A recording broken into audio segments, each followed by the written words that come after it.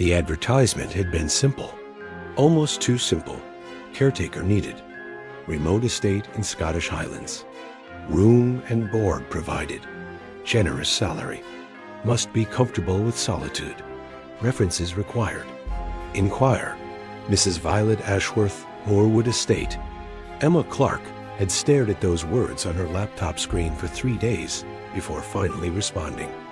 She'd been living in her sister's cramped London flat for 2 months, sleeping on a sofa that smelled of cat and disappointment, working shifts at a coffee shop that barely covered her phone bill. The breakup with Daniel had left her financially gutted.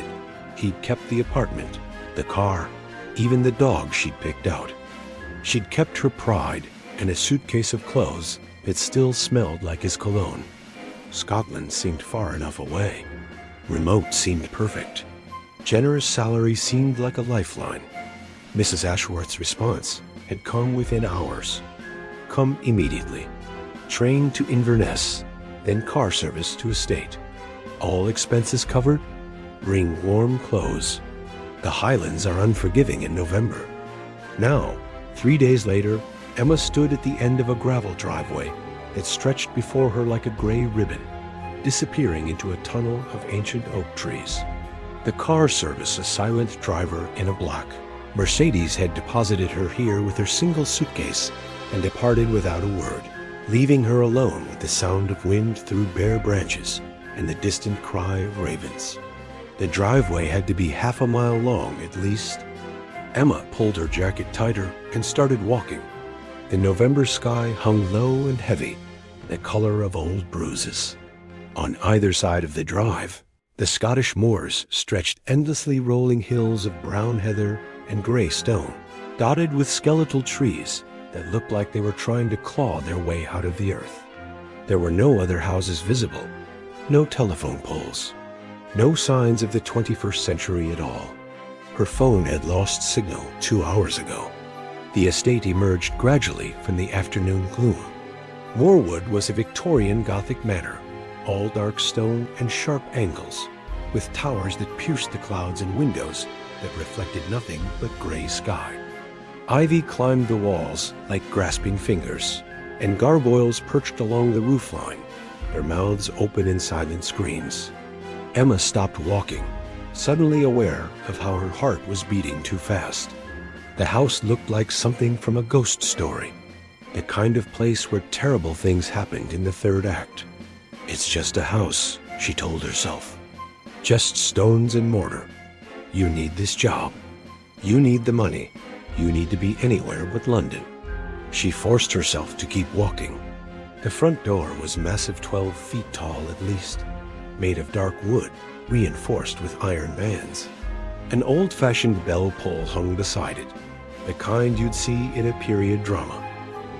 Emma reached for it, then hesitated. Through the narrow windows flanking the door, she could see movement inside. A shadow passing through the entrance hall. Someone was watching her. Before she could ring, the door swung open. The woman standing in the doorway was ancient. There was no other word for it. She might have been 70 or 90 or 100. Her face was a maze of wrinkles, her white hair pulled back in a severe bun, her posture ramrod straight despite what must have been considerable age. She wore a long black dress that looked Victorian in style, high-necked and long-sleeved, and her eyes were the palest blue Emma had ever seen. Almost colorless, almost blind-looking. But those eyes saw everything. "Miss Clark," the woman said. Her voice was crisp, educated, with the particular accent of old British money. "You're late. I expected you at 3 o'clock. It's now 3:47. Emma blinked. "I'm sorry. The driver left me at the end of the drive. I had to walk." "Yes, that's protocol. We don't allow vehicles near the house. They disturb Oliver." The woman stepped aside, gesturing Emma in. "Come. We have much to discuss before nightfall, and I don't like to discuss important matters in the dark." Emma entered, pulling her suitcase behind her. The wheels seemed obscenely loud on the marble floor. The entrance hall was exactly what she'd expected, and somehow worse. A grand staircase swept upward into shadows. Portraits lined the walls, generations of stern-faced people in period dress, all with the same pale blue eyes. A chandelier hung from the ceiling 3 stories above, its crystals dusty and dim. The air smelled of old wood, lavender, and something else. Something like childhood, like the inside of an old toy chest. "I am Mrs. Violet Ashworth," the woman said, closing the door with a heavy thud that seemed to seal them into a different world. "This is Morewood Estate. My family has lived here for 237 years. I am the last Ashworth.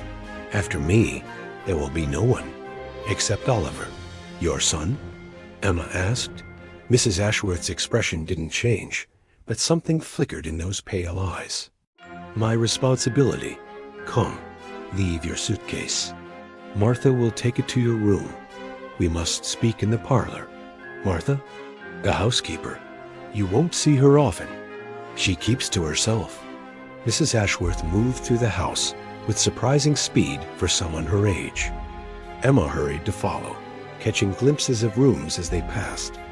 A dining room with a table that could seat 20, a library with floor-to-ceiling shelves, a music room with a grand piano covered by a white sheet.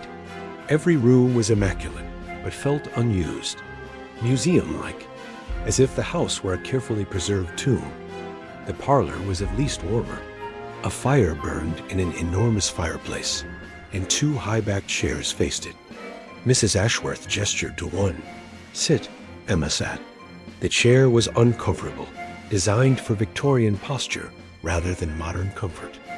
Mrs. Ashworth remained standing, her hands folded in front of her. "I will be direct, Miss Clark.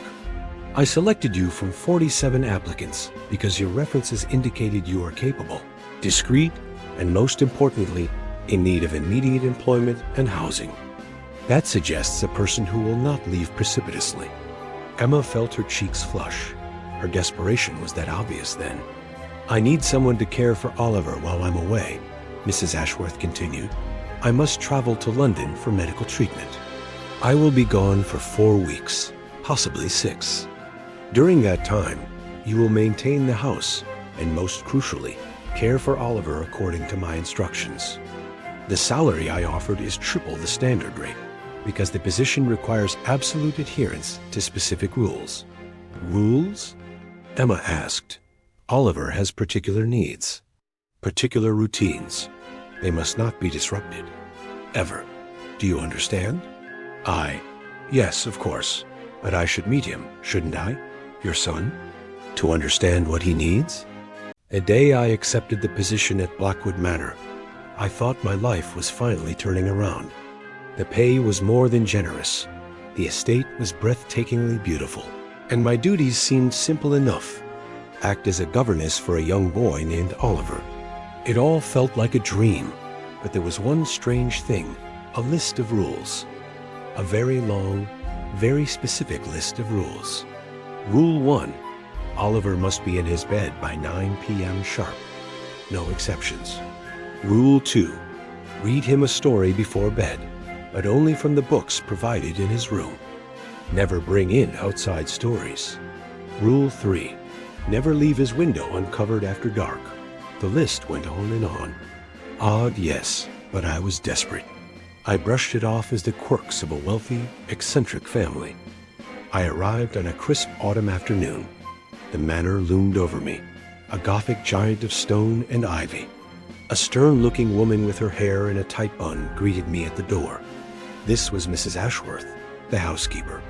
She led me through dimly lit corridors, her footsteps echoing on the marble floors. The air was heavy, still, and unnervously cold. "Your duties begin tomorrow," she said, her voice devoid of any warmth. "Oliver has a delicate constitution. You will follow the rules to the letter. Is that understood?" I nodded, feeling a knot of unease tighten in my stomach. She handed me a heavy iron key. "This is for his room. It is to be locked from the outside at night." Locked from the outside? Before I could ask why, she had already turned and walked away. That night, I barely slept. The house groaned and settled around me like a living thing. Every creak of the floorboards, every rustle of the leaves outside my window sent a shiver down my spine. The next morning, I was eager to finally meet the boy who inspired such peculiar precautions. Mrs. Ashworth led me to a heavy oak door at the end of a long, shadowed hallway. "Oliver is waiting," she said, her expression unreadable. She unlocked the door and pushed it open, gesturing for me to enter. The room was a child's fantasy. Toys of every kind were neatly arranged on shelves. A miniature train set sat on a large rug, and the walls were painted with whimsical forest scenes. In the center of the room, sitting perfectly still in a small velvet armchair, was Oliver. He was dressed in a sailor suit, his dark hair perfectly coiffed. His skin was flawless, almost translucent. His eyes, a startling shade of blue, were wide and staring. They stared right through me. For a moment, I was speechless. He didn't move. He didn't breathe. He didn't blink. Because Oliver wasn't a boy. He was a doll. A life-sized porcelain doll. I must have gasped, because Mrs. Ashworth's grip tightened on my arm. "Is there a problem, Miss Emma?" she asked, her voice low and dangerous. I stammered, pointing a shaking finger. That's a doll." A chilling smile touched her lips. "You will treat him as you would any other boy. He has his meals, his lessons, his playtime. You will care for him, and you will love him. That is what you are paid for." I wanted to run. I wanted to scream. But the look in her eyes and the memory of my empty bank account kept me frozen to the spot. So I stayed, and my nightmare began. The days that followed were a surreal descent into madness. I followed the rules. I served the doll 3 meals a day, placing tiny portions of food on a plate that remained untouched. I conducted lessons, reading aloud to the silent, glassy-eyed figure. I took him for walks around the garden, pushing him in an antique wicker prom. The most terrifying part was the nighttime routine. At 8:30, I would dress the doll in his pajamas. His porcelain limbs were cold and heavy, his painted smile mocking me in the dim light. I'd place him in his bed, pull the covers up to his chin, and read him a story from one of the strange, leather-bound books. The stories were always unsettling tales of lost children and shadowy figures. Then, at 9 p.m. sharp, I would leave, locking the door behind me. Every night, I would stand outside, my heart pounding, listening. And every night, just moments after the lock clicked, I would hear it. A faint, scratching sound from inside the room.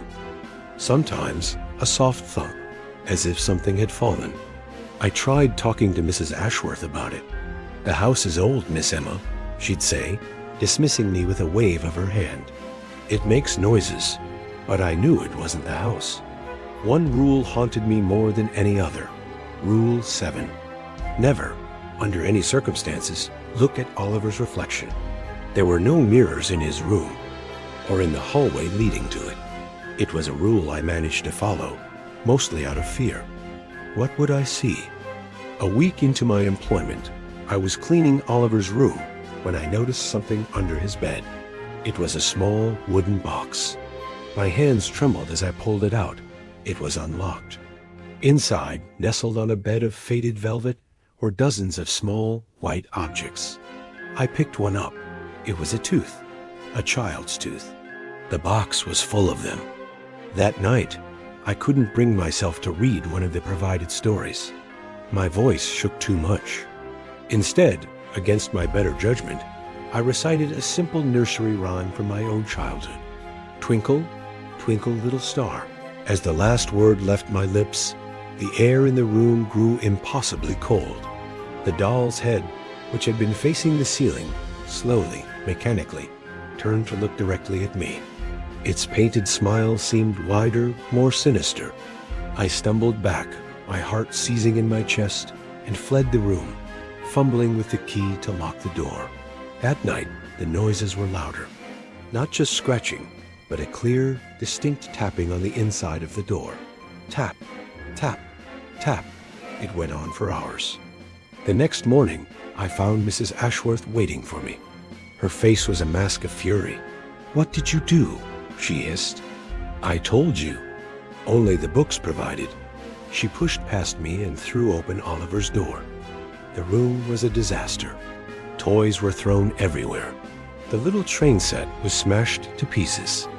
The wallpaper was torn, with long, deep gouges running down the walls. And in the center of the chaos, sitting in his armchair, was Oliver. He was exactly as I had left him, his blue eyes staring blankly, his painted smile unchanged. But on the floor, next to his chair, was the open book of nursery rhymes I had left behind. Its pages were ripped to shreds. I knew I had to leave. I didn't care about the money anymore. I packed my bags in a panic, but as I made my way to the front door, Mrs. Ashworth blocked my path. "You can't leave," she said, her voice flat. "You broke the rules. Now you have to fix it." "Fix what?" I cried. "He's a doll." "He is not just a doll," she whispered, her eyes wild. "He is a vessel. He was our son. He was sick, so very sick. The rules keep him calm. They keep him contained." Suddenly, a loud crash echoed from upstairs. From Oliver's room, Mrs. Ashworth's face went pale. "He's awake," she breathed. "He's not supposed to be awake during the day." Before I could react, the sound of small, hurried footsteps echoed from the top of the grand staircase. Not the heavy tread of an adult, but the light, quick patter of a child, or something that sounded like one. We both looked up. Standing in the shadows at the top of the stairs was a small figure. It was the doll, Oliver, but he was standing, on his own, and he was holding something in his hand. A shard of polished silver from a hand mirror I had left on my dresser. He tilted his head, the movement jerky and unnatural. In the reflection of the silver shard, I saw his face. But it wasn't the painted, placid face of the doll. It was twisted in a rictus of pure rage, its eyes burning with a malevolent light. And behind him, in the reflection, dozens of pale, ghostly faces of children swirled like smoke. Rule 7. Never look at Oliver's reflection. Now I knew why. You wouldn't just see the doll. You'd see who was really inside. The doll took a step down, then another. The soft tapping of porcelain on wood echoed through the cavernous hall. Mrs. Ashworth screamed, a raw, terrified sound. And all I could do was stand there frozen, as the thing that wore the face of a doll slowly, deliberately, began to descend the stairs, its reflected eyes fixed squarely on me. And in the chilling silence of Blackwood Manor, I finally understood the last rule on the list, the one I had dismissed as a typo. Rule 23. If you see him move, it's already too late. Run. But Emma thought of London, of her sister's sofa, of Daniel taking everything, of her empty bank account and maxed out credit cards, of having nowhere else to go. 4 weeks. She could do 4 weeks. She could pretend. She could follow the rules, no matter how bizarre. Rich people did strange things. This was just grief, probably. A coping mechanism. Mrs. Ashworth had lost a child that was obvious, and the doll helped her deal with it. Emma could be kind. She could play along. For 4 weeks, she could do anything. "I understand," Emma said quietly. Mrs. Ashworth's expression softened almost imperceptibly. "Good. Then let me show you the routines. We'll begin with afternoon tea. Oliver is particular about his tea. The next 2 hours were surreal. Mrs. Ashworth demonstrated each task with absolute seriousness. She showed Emma how to move Oliver carefully, supporting his head and back as you would a real child. She explained his preferences. He liked to sit by the window in the morning. He didn't like loud noises. He preferred classical music over romantic. She showed Emma the wardrobe full of little suits and pajamas, all carefully pressed and organized by season. She introduced Emma to the gramophone in the music room, demonstrated how to wind it and place the needle. She showed her the library books Oliver preferred, the garden paths he liked for his walks, the specific brand of biscuits he ate at tea.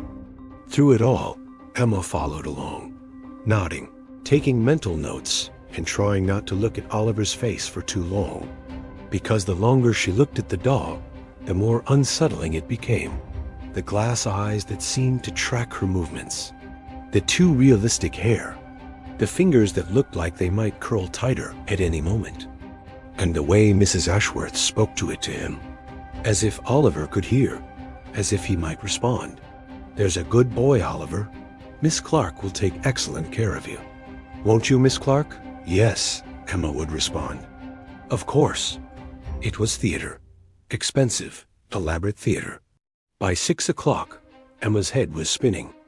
Mrs. Ashworth led her back to the nursery for Oliver's dinner, which involved placing a plate of food on a small table in front of the doll and sitting there for 30 minutes while the food went cold and uneaten. "He's not hungry today," Mrs. Ashworth said, as if this were perfectly normal. "Tomorrow he'll eat better. He's sometimes fussy when there's change coming." Finally, at 7 o'clock, Mrs. Ashworth demonstrated the bedtime routine. She undressed Oliver. Emma looked away, deeply uncomfortable, and put him in pajamas. She tucked him into the small bed, arranging the blankets just so. "Good night, Oliver," Mrs. Ashworth said, bending to kiss the doll's forehead. "Sweet dreams, my darling." She turned off the light and closed the door firmly. In the corridor, she turned to Emma. "Remember Rule 10. Never enter Oliver's room after he's been put to bed, no matter what you hear." "What would I hear?" Emma asked before she could stop herself, Mrs. Ashworth's pale eyes fixed on her. "Sometimes Oliver has nightmares. Sometimes he cries, 'You must not go in. You must sit outside the door and sing until he settles.' Do you understand?" "The doll doesn't cry," Emma said. "It can't. It's not. Do you understand?" Mrs. Ashworth repeated, her voice sharp. Emma swallowed. "Yes, I understand." "Good. Come. I'll show you to your room. I leave tomorrow at dawn. You'll be on your own." Emma's room was on the second floor, much smaller than the nursery, but comfortably furnished. Her suitcase had been unpacked. Her clothes hung in the wardrobe. A fire burned in the fireplace. It should have felt welcoming. Instead, Emma felt trapped. "Dinner is at 8, Mrs. Ashworth said from the doorway. "Martha will bring a tray to your room tonight. Tomorrow, you'll eat in the kitchen. There's a telephone in the library, but it only connects to the village shop for supply orders. No outside calls. Mobile service is non-existent this far into the moors. If you have an emergency, there's a bell pull in every major room. Martha will come." "What about you?" Emma asked. "How do I reach you if something happens?" "Nothing will happen if you follow the rules," Mrs. Ashworth said. "The rules keep Oliver content. A content Oliver means a peaceful house. Remember that." She turned to leave and paused. "Miss Clark, one more thing. The house is old. It makes noises, settles and creaks. The wind howls. The moors are alive with sounds at night. Don't let it unsettle you, and don't go exploring. The estate is large, and some areas are unsafe. Stay in the main house, the garden, and the chapel. Nowhere else." "Why?" Emma asked. Mrs. Ashworth smiled, but it didn't reach her eyes. "Because those are the rules." She left, closing the door softly behind her. Emma stood alone in her room, listening to the old woman's footsteps recede down the corridor. When silence settled again, she could hear the house around her. Creaking beams, rattling windows, the whisper of wind through cracks in the old stone. And from somewhere above, from the third floor, from the nursery, she could have sworn she heard something else. A sound like breathing. Emma told herself it was the wind, just the wind. She didn't believe herself. Dinner arrived at 8 o'clock sharp, delivered by a woman who must have been Martha. She was perhaps 60, gray-haired and silent, with the kind of face that suggested she hadn't smiled in decades. She set the tray on a small table by the window and left without a word. Emma ate mechanically. Roast chicken, vegetables, bread. It was well prepared, but she could barely taste it. Her mind kept returning to the nursery, to Oliver sitting in his chair, to those glass eyes, to Mrs. Ashworth's words, "Sometimes he cries." After dinner, Emma tried to distract herself. She explored her room more thoroughly. The furniture was antique, but well maintained. A 4-poster bed with heavy curtains, a writing desk with stationery in the drawer, a bookshelf filled with old novels. There was no television, no radio, no modern amenities at all, except for electric lights, and even those seemed added as an afterthought, with exposed wiring running along the walls. The window looked out over the moors. In the dying light, Emma could see the garden directly below, a large walled space with bare flower beds and skeletal trees. Beyond the wall, the moors stretched endlessly into darkness. No lights, no houses, nothing but emptiness.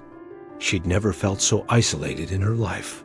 At 10 o'clock, exhausted from travel and emotional strain, Emma changed into pajamas and climbed into bed. The mattress was surprisingly comfortable. The fire had burned down to embers, casting dancing shadows on the walls. She closed her eyes. Sleep came quickly, dragging her down into darkness. Emma woke to singing. She lurched upright in bed, heart hammering, completely disoriented. The room was dark except for moonlight streaming through the window. The fire had died completely. The singing continued. A woman's voice, thin and wavering, singing a melody Emma half recognized. It was coming from above, from the 3rd floor, from the nursery. Emma fumbled for her phone. No signal, but it still told time. 2:47 a.m. The singing stopped abruptly. Then, in the sudden silence, Emma heard something else. Footsteps. Slow, deliberate footsteps crossing the floor above her. Back and forth, like someone pacing, like a child pacing in the nursery. Emma's rational mind tried to provide explanations. It was Mrs. Ashworth checking on Oliver. It was Martha doing late-night tasks. It was the house settling. It was her imagination.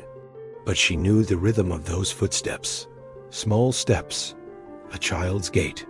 The footsteps stopped directly above her room. Silence. Then very clearly, very deliberately, 3 sharp knocks on the floor. Knock, knock, as if something was announcing their presence. Emma pulled the covers up to her chin, barely breathing. She stared at the ceiling, at the point where the knocking had come from. Nothing else happened. Minutes passed, 5, 10. The house was silent again, except for the wind. Eventually, Emma's thundering heart slowed. She was being ridiculous. Old houses made noise. Maybe something had fallen. Maybe the wind had knocked something over. Maybe she was more exhausted than she'd realized and had dreamed the whole thing. She lay back down, pulling the covers tight around her. It was a long time before sleep came again. Morning arrived gray and cold. Emma woke to weak sunlight filtering through the window and the smell of coffee. Someone, Martha, presumably had been in her room while she slept, rebuilding the fire and leaving a tray with coffee, toast, and jam. Emma checked her phone. 6:47 a.m. She had 13 minutes before she needed to wake Oliver. The absurdity of the thought almost made her laugh. Wake a doll, dress a doll, feed a doll, pretend it was real. But she thought of the salary, the 4 weeks of room and board, the escape from London. She could do this. Emma dressed quickly in jeans and a sweater, drank the coffee in 3 gulps, and headed upstairs. The corridor leading to the nursery seemed longer in daylight, the shadows different but no less oppressive. At the white door, she paused. Rule 10 echoed in her mind. Never enter Oliver's room after he has been put to bed. It was morning now. Past 7 a.m., she was supposed to enter. Emma turned the doorknob and pushed the door open. The nursery was exactly as they'd left it. Oliver lay in his bed, tucked under the covers, his porcelain face turned toward the window. Morning light made his glass eyes gleam. Everything was normal, except Emma stepped closer, frowning. Oliver's position had changed. Last night, Mrs. Ashworth had laid him on his back, arms at his sides, face toward the ceiling. Emma had watched her do it, but now Oliver was on his side, facing the window. One arm was draped over the edge of the bed, fingers curled as if he'd been reaching for something, as if he'd moved in the night. Emma's mouth went dry. She took a step back, then forced herself to stop. Mrs. Ashworth had come back. That was all. The old woman had checked on Oliver during the night, repositioned him. That explained the footsteps Emma had heard. The singing, everything. Except Mrs. Ashworth had said she was leaving at dawn. Why would she come to the nursery in the middle of the night? Stop it, Emma told herself firmly. You're being paranoid. It's a doll. Dolls don't move. She approached the bed and carefully picked up Oliver, supporting his head and back as Mrs. Ashworth had shown her. The porcelain was cold to the touch, unnaturally smooth. "Good morning, Oliver," Emma said, her voice too loud in the silent room. "Let's get you dressed." She carried the doll to the wardrobe and selected one of the suits, gray today, with a blue tie. Dressing the doll was deeply uncomfortable. It felt wrong, like playing with a life-size toy, but Emma forced herself through it. When Oliver was dressed, she positioned him in the chair by the window. "There," she said. "Perfect." Oliver stared out at the moors with his glass eyes and his painted smile. Emma backed toward the door, unable to shake the feeling that the moment she turned around, those eyes would shift, would follow her. She turned around anyway. And from behind her, very clearly, came a small sound. A creak, like weight shifting in a chair. Emma spun back around. Oliver sat exactly as she'd left him. Unmoving, inanimate, just a doll. It's just a doll, Emma thought, and she almost believed it. She left the nursery, closed the door, and tried to ignore how her hands were shaking. The rest of the morning followed the schedule exactly. Emma brought breakfast to the nursery, porridge and toast, which sat untouched. She read aloud from Great Expectations, feeling foolish the entire time, but following the rules. She wound the gramophone in the music room and let Chopin fill the empty house. At 1 p.m., she prepared lunch. At 2 p.m., she carried Oliver outside for his walk. The garden was larger than it had appeared from her window, surrounded by a 10-foot stone wall, covered in dead ivy. Gravel paths wound between empty flower beds and skeletal rosebush. Stone benches sat at intervals, green with moss. At the garden's center stood a fountain, dry and full of dead leaves. It was a dead place, a forgotten place. Emma set Oliver on one of the benches, positioning him to look at the fountain. "There you go," she said. 15 minutes of fresh air, as prescribed. The wind howled across the moors beyond the wall. Emma shivered and pulled her jacket tighter. She stood there beside the doll, feeling utterly absurd, counting down the minutes. A raven landed on the fountain's edge, cocking its head to look at them. At her. At Oliver. It cawed once, harsh and mocking, then flew away. Emma checked her phone. 12 minutes left. She looked down at Oliver and screamed. I never should have taken this job. Babysitting a doll? It sounded easy, but Oliver, he's not just a doll. I left him in the garden, staring at the fountain. When I looked back, his head was turned, his glass eyes fixed on me. That night, I heard singing from his room, but I was alone in the house. I crept to the door and peeked inside. The bed was empty. Oliver was gone. Then I saw him, sitting in a chair, watching me. I have to stay. I need the money. But I don't think I'll survive.